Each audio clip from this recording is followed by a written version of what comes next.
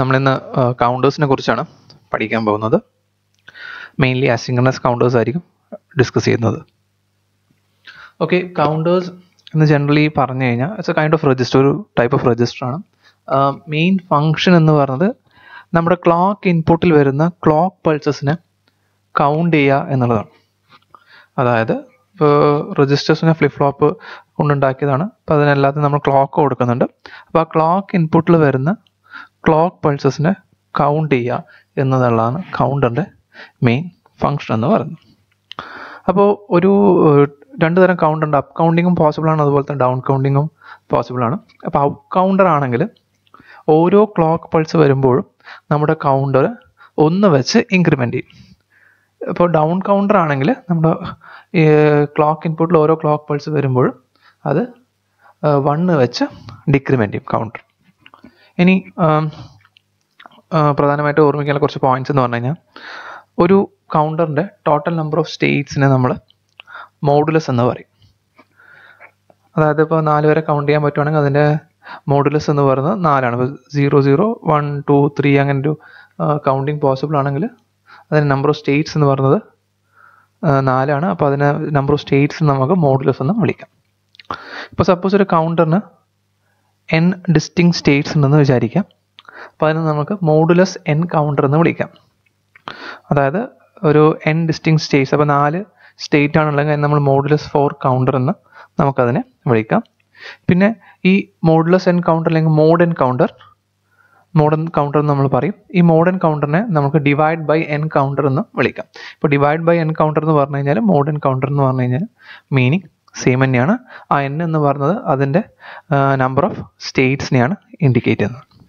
അപ്പോൾ ഇത് എങ്ങനെയാണ് ഡിവൈഡ് ബൈ n കൗണ്ടർ ആയതെന്നുള്ളതൊക്കെ നമ്മൾ ഡീറ്റെയിൽഡ് എക്സ്പ്ലനേഷൻ പറയുന്നുണ്ട്. അപ്പോൾ കാര്യങ്ങൾ കുറച്ചും കൂടി മനസ്സിലാവും. ഇനി കൗണ്ടേഴ്സിനെ മേജറായിട്ട് നമുക്ക് രണ്ടായി ക്ലാസിഫൈ ചെയ്യാം. ഒന്ന് asynchronous counters and second one എന്ന് പറയുന്നത് സിൻക്രണസ് കൗണ്ടേഴ്സ്.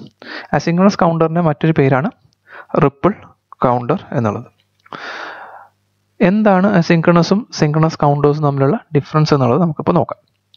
ഇപ്പം അസിൻക്രണസ് കൗണ്ടറിൻ്റെ കേസിൽ നമ്മൾ എല്ലാ ഫ്ലിപ്പ് ഫ്ലോപ്സിനെയും ഡിഫറെൻ്റ് ആയിട്ടാണ് ക്ലോക്ക് ചെയ്യുന്നത്. നേരെ മറിച്ച് സിൻക്രണസ് കൗണ്ടറിൻ്റെ കേസിൽ നമ്മൾ എല്ലാ ഫ്ലിപ്പ് ഫ്ലോപ്സിനും സൈമുൾട്ടേനിയസ്ലിയാണ് ക്ലോക്ക് ഇൻപുട്ട് പ്രൊവൈഡ് ചെയ്യുന്നത്. അപ്പോൾ അസിൻക്രണസ് കൗണ്ടറിൽ എങ്ങനെയാണ് ക്ലോക്ക് കണക്ട് ചെയ്തതെന്ന് പറഞ്ഞു കഴിഞ്ഞാൽ, നമ്മൾ ഫസ്റ്റ് ഫ്ലിപ്പ് ഫ്ലോപ്പിന് ഒരു സെപ്പറേറ്റ് ഇൻപുട്ട് ക്ലോക്ക് കൊടുക്കും. എന്നിട്ട് ഫസ്റ്റ് ഫ്ലിപ്പ് ഫ്ലോപ്പിൻ്റെ ഔട്ട്പുട്ട് നിന്നായിരിക്കും, ആ ഔട്ട്പുട്ടായിരിക്കും നമ്മൾ സെക്കൻഡ് ഫ്ലിപ്പ് ഫ്ലോപ്പിൻ്റെ ക്ലോക്കായി പ്രൊവൈഡ് ചെയ്യുക. അതുപോലെ തന്നെ സെക്കൻഡ് ഫ്ലിപ്പ് ഫ്ലോപ്പിൻ്റെ ഔട്ട്പുട്ട് എടുത്തിട്ടാണ് നമ്മൾ തേർഡ് ഫ്ലിപ്പ് ഫ്ലോപ്പിൻ്റെ ക്ലോക്കായിട്ട് കൊടുക്കുക. അപ്പോൾ നമ്മൾ ഡിഫറെൻറ്റ് ക്ലോക്ക്സ് ആണ് ഓരോ ഫ്ലിപ്പ് ഫ്ലോപ്പിനും കൊടുക്കുന്നത്. പിന്നെ അതേപോലെ തന്നെ സൈമുൾട്ടേനിയസ് ആയിട്ടല്ല ക്ലോക്ക് നമ്മൾ കൊടുക്കുന്നത്. പക്ഷേ സിൻക്രണസ് കൗണ്ടേഴ്സിൻ്റെ കേസിൽ നമ്മൾ സൈമുൾട്ടേനിയസ് ആയിട്ടാണ്, ഒരേ ക്ലോക്ക് എല്ലാ ഫ്ലിപ്പ് ഫ്ലോപ്സിനും ഒരുമിച്ചിട്ടാണ് കൊടുക്കുന്നത്. ഇനി ഡിസൈൻ ആൻഡ് ഇംപ്ലിമെൻറ്റേഷൻ്റെ കേസ് എടുക്കുകയാണെങ്കിൽ അസിൻക്രണസ് കൗണ്ടേഴ്സ് സിമ്പിളാണ്, അതിന് ഡിസൈൻ ആൻഡ് ഇംപ്ലിമെൻറ്റേഷൻ സിമ്പിളാണ്. അതായത് നമ്മുടെ നമ്പർ ഓഫ് സ്റ്റേറ്റ്സ് കൂടിക്കഴിഞ്ഞാൽ കൂടി നമ്മളതിൻ്റെ ഡിസൈൻ ഇംപ്ലിമെൻറ്റേഷൻ കുറച്ച് സിമ്പിളാണ്. പക്ഷേ നേരെ മറിച്ച് സിൻക്രണസ് കൗണ്ടറിൻ്റെ കേസിൽ നമ്പർ ഓഫ് സ്റ്റേറ്റ്സ് കൂടുന്നതനുസരിച്ചിട്ട് ഡിസൈൻ ആൻഡ് ഇംപ്ലിമെൻറ്റേഷൻ എന്ന് പറയുന്നത് കോംപ്ലക്സ് ആയിട്ട് മാറും. ഇനി അസിൻക്രണസ് കൗണ്ടർ എന്ന് പറയുന്നത് സ്ലോ ആണ്, സിൻക്രണസ് കൗണ്ടർ ആക്ച്വലി ഫാസ്റ്റ് ആണ്. അത് എന്താ കാര്യം എന്ന് പറഞ്ഞു കഴിഞ്ഞാൽ, നമ്മുടെ ക്ലോക്ക് നമ്മൾ ഓരോ ഫ്ലിപ്പ് ഫ്ലോപ്പിനും തൊട്ട് മുന്നേയുള്ള ഫ്ലിപ്പ് ഫ്ലോപ്പിൻ്റെ ഔട്ട്പുട്ട് നിന്ന് എടുത്തിട്ടാണ് ക്ലോക്ക് പ്രൊവൈഡ് ചെയ്യുന്നത്. അപ്പോൾ ഈ അവസാന ഫ്ലിപ്പ് ഫ്ലോപ്പിലേക്ക് ക്ലോക്ക് എത്താമെന്ന് പറഞ്ഞു കഴിഞ്ഞാൽ കുറച്ച് ഡിലേ എടുക്കും. കാരണം ഓരോ ക്ലോക്ക് കഴിഞ്ഞിട്ട് വേണം, ഓരോ ഫ്ലിപ്പ് ഫ്ലോപ്പ് കഴിഞ്ഞിട്ട് വേണം അവസാനത്തെ ഫ്ലിപ്പ് ഫ്ലോപ്പിലേക്ക് നമുക്ക് ക്ലോക്ക് എത്താൻ എന്നുള്ളത്. അപ്പോൾ അവിടെ പ്രൊപ്പഗേഷൻ ഡിലേ കുറച്ച് കൂടുതലാണ്. ഇപ്പോൾ സിൻക്രണസ് കൗണ്ടേഴ്സിൻ്റെ കേസ് എടുക്കുകയാണെങ്കിൽ നമ്മൾ എല്ലാ ഫ്ലിപ്പ് ഫ്ലോപ്സിനും ഒരുമിച്ച് ക്ലോക്ക് കൊടുക്കുന്നതുകൊണ്ട് അതിൻ്റെ പ്രൊപ്പഗേഷൻ ഡിലേ എന്ന് പറയുന്നത് ഒരു ഫ്ലിപ്പ് ഫ്ലോപ്പിൻ്റെ പ്രൊപ്പഗേഷൻ ഡിലേ ആണ്. അപ്പോൾ അതുകൊണ്ട് ഇത് ഫാസ്റ്റ് ആണ്. ഇപ്പോൾ സിൻക്രണസ് കൗണ്ടർ നമ്മൾ ഓരോ ക്ലോക്കിൽ നിന്നാണ്, ഓരോ ക്ലോക്കിൻ്റെ ഔട്ട്പുട്ടാണ് മറ്റൊരു ഓരോ ഫ്ലിപ്പ് ഫ്ലോപ്പിൻ്റെ ഔട്ട്പുട്ടാണ് മറ്റൊരു ഫ്ലിപ്പ് ഫ്ലോപ്പിൻ്റെ ക്ലോക്ക് ഇൻപുട്ടായിട്ട് കൊടുക്കുന്നത്. അപ്പോൾ അതുകൊണ്ട് അവിടെ പ്രൊപ്പഗേഷൻ ഡിലേ കൂടുതലാണ്. അപ്പോൾ അതുകൊണ്ട് ഇത് സ്ലോ ആണ്. നേരെ മറിച്ച് സിൻക്രണസ് കൗണ്ടർ ആകുമ്പോൾ എല്ലാ ക്ലോക്കും ഒരുമിച്ച് കൊടുക്കുന്നത് കൊണ്ട് ഇതിൻ്റെ പ്രൊപ്പഗേഷൻ ഡിലേ എന്ന് പറയുന്നത് കുറവാണ്. അതുപോലെ തന്നെ ഇത് ഫാസ്റ്റർ ആണ്. അപ്പോൾ ഇതാണ് അതിൻ്റെ major difference asynchronous and synchronous counters. നമ്മൾ മെയിൻലി അസിൻക്രണസ് കൗണ്ടേഴ്സിനാണ് ഇപ്പോൾ കോൺസെൻട്രേറ്റ് ചെയ്യുന്നത്. അത് കഴിഞ്ഞിട്ട് നമ്മൾ സിൻക്രണസ് കൗണ്ടേഴ്സ് പഠിക്കുന്നതായിരിക്കും. ഇപ്പോൾ അസിൻക്രണസ് കൗണ്ടേഴ്സ് നമുക്ക് റിപ്പിൾ കൗണ്ടർ അല്ലെങ്കിൽ ബൈനറി റിപ്പിൾ കൗണ്ടർ എന്ന് വിളിക്കാം. എന്തുകൊണ്ടാണ് ഇതിന് ബൈനറി കൗണ്ടേഴ്സ് എന്ന് വിളിക്കുന്നതെന്ന് പറഞ്ഞു കഴിഞ്ഞാൽ ഇതിൻ്റെ കൗണ്ടിങ് സീക്വൻസ് ബൈനറി നമ്പേഴ്സിന് കറസ്പോണ്ട് ചെയ്യുന്നത് കൊണ്ടാണ് ഇതിനെ നമ്മൾ ബൈനറി കൗണ്ടർ എന്ന് വിളിക്കുന്നത്. ഇനി സപ്പോസ് നമ്മുടെ കൗണ്ടറിൽ n number of flip flops ഉണ്ടെന്ന് വിചാരിക്കാം. അപ്പോൾ ഈ കൗണ്ടറിൻ്റെ മോഡുലസ് എന്ന് പറയുന്നത് 2n ആണ്.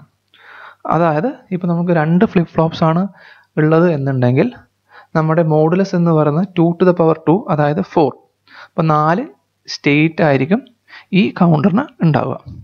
നമ്മൾ മെയിൻലി ബൈനറി കൗണ്ടേഴ്സൊക്കെ ഡിസൈൻ ചെയ്യുന്നത് JK ഫ്ലിപ്പ് ഫ്ലോപ്പും അതുപോലെ തന്നെ T ഫ്ലിപ്പ് ഫ്ലോപ്പും യൂസ് ചെയ്തുകൊണ്ടാണ്.